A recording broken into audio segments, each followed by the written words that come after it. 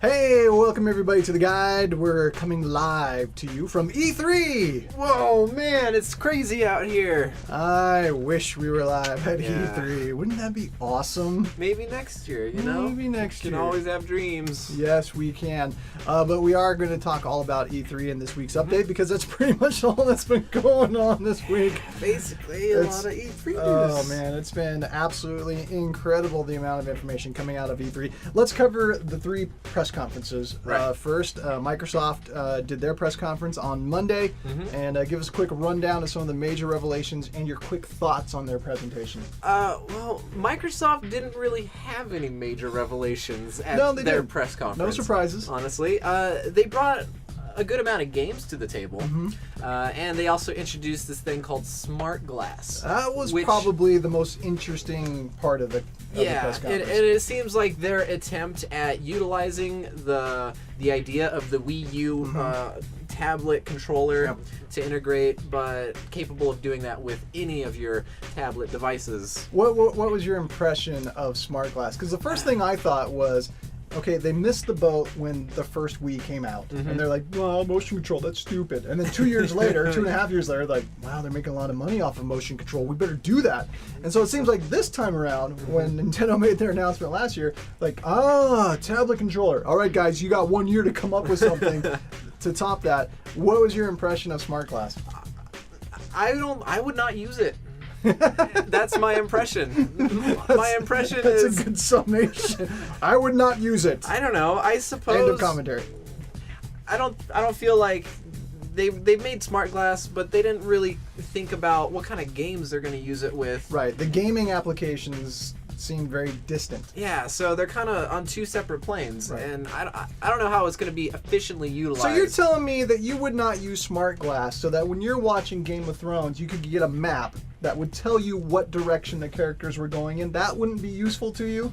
I really don't care that much. maybe just being a Star Wars enthusiast, if I could have, a map of the galaxy as That'd be kind of cool. they're going through the movies. There you go. But really, that's all I can think of. Yeah. But it's not much. The game applications were all in like a pre-concept stage. Yeah. I don't think that's going to be a part of what happens with Smart Glass when they launch it this fall. No. But the whole thing just seemed like Wii 2 to me. That's what Microsoft was saying. We can do it too. Yeah, that seemed like what they were saying. I think Microsoft's strong suits, as far as their press conference, Right. were the upcoming games. Yeah. And just a few of them too. Not Yeah. all of them. Halo 4, Halo obviously. 4, yeah. Black Ops 2 Yeah. seems to catch attention. And then one that caught my attention, surprisingly, was Tomb Raider. Tomb Raider Because- had a strong demo there. Yeah, I feel like they're taking an entire new approach to the Tomb Right. Raider game and how the levels and dynamics are built. Well, last year it seemed like it was all QuickTime events. Yeah. And this year what they showed off seemed like more, I'm actually going to play a game instead of an interactive movie. So Right. that was good. Moving on to Sony's press conference. Sony, I don't know, they seem to kind of have a strange attitude. You can read kind of how I felt about like just the overall energy and attitude of their press conference at our website, gameandmovieguide.com, but it just seemed a little weird. However, they had some great exclusives. The big reveal of Beyond from the makers of Heavy Rain, that was Right. really interesting. Which is taking a lot of the aspects of Heavy Right. Rain, but moving it into a more action-based, controllable environment. and the very subject matter, what happens after death? I want to play the game. I was telling this to Steve-O. I want to play the game so I can write about it, and write about it from a Christian perspective. Because here they're like, no one really knows what happens after death, and this game we're going to try to explore some of that. And like, man, I would love to bring a Christian perspective and write about that, having played the game. And my first thought was, what do you mean no one knows what happens after death? There's a guy. He was a historical figure. He actually died. He actually rose again. Pretty sure he could tell us what happens after death. Of course, that would be Jesus Christ, and he does tell us in the Bible. So, but still, fascinating game, fascinating subject matter. Definitely. I would love to play that one. Now, the thing that was the weirdest part, I think, of the Sony press conference, the the PlayStation 3 Wonder Book. Ooh, yes. What did you think of Wonder Book? I wondered why it was created, basically. Wonder Book augmented reality interactive storybook. You use the PlayStation Eye, the camera on the PlayStation 3, and it'll bring the storybook to life. J.K. Rowling's writing one of the first books for it. Yeah, the Book of Spells. Yeah. I like this. In the caption, it was, teach your kids how to cast spells. Okay. Which brings up a whole lot of issues right there, which could be interesting. Of course, you use the PlayStation Move feature for that, which was funny because right before they did Wonderbook, they talked about the PlayStation Move and how, well, yeah, we have games that have PlayStation Move, but you don't need to use it for those games if you don't want to. And like PlayStation Move just seemed like pushed to the side in a big way this year. Yeah. Like they're almost giving up on it. But then Wonderbook, oh, you have to use it for Wonderbook. I don't know. Wonderbook, I agree. I was just wondering what was going on. And it took forever. Yeah. It was a huge part of their press conference. And you could almost hear the hardcore gamers in the crowd just dozing off. It did not seem to be received that well. It didn't. And then the demo didn't even work the way they're supposed to on stage, which always inspires confidence. And then moving on to Nintendo's press conference, all about the Wii U, which was expected. And they brought a lot of games. They did. They announced Donkey Kong, a Pikmin 3, another Luigi's Mansion. Luigi's Mansion for the 3DS. Luigi's Mansion for the 3DS. Zombie U. Zombie U from Ubisoft. That one looked like it's going to do some really cool things with the gamepad. Of all the games they demonstrated, that's the one where I started thinking, that could really make for a different type of game experience. Right, and then another big thing is they're utilizing the Wii U with the Wii Fit. Yes, and that also had me excited because it does bring a different dimension to some of the activities and ways that you could get fit with Wii Fit. Yeah. I'm looking forward to that.